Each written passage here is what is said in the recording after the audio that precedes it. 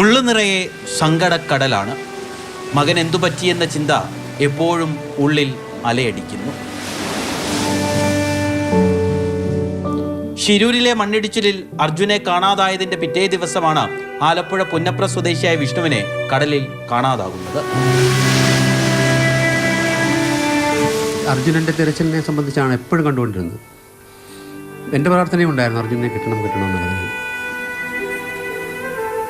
പക്ഷേ അർജുനനോട് ആ കുടുംബത്തോട് കാണിച്ചതിൻ്റെ 1% പോലും നീതി എൻ്റെ കുടുംബത്തോട് അല്ലെങ്കിൽ വിഷ്ണുവിനെ കണ്ടെത്തുന്നതിന് വേണ്ടി അല്ലെങ്കിൽ വിഷ്ണുവിന് വേണ്ടി എന്തെങ്കിലും ഒരു വാക്കെങ്കിലും പറയാനായിട്ട് ആരും ഉത്തരവാദിത്തപ്പെട്ടവരാരും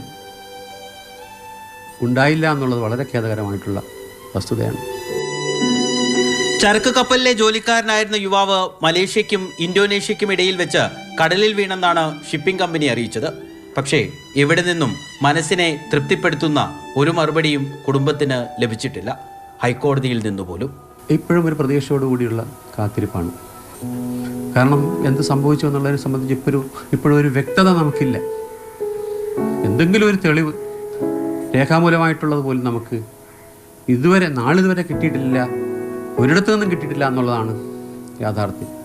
ബാബുവിനെ പോലെ പ്രിയപ്പെട്ടവരെ കാത്തിരിക്കുന്ന ധാരാളം മനുഷ്യരുണ്ട് നമുക്ക് ചുറ്റും. മരിച്ചുപോയവരെ മഴയത്ത് നിർത്തരുതെന്ന് ഭരണകൂടത്തെ ഓർമ്മിപ്പിച്ചുകൊണ്ട് നിർത്തുന്നു. രഘുനാഥ് നാരായണൻ, മാതൃഭൂമി ന്യൂസ്, ആലപ്പുഴ.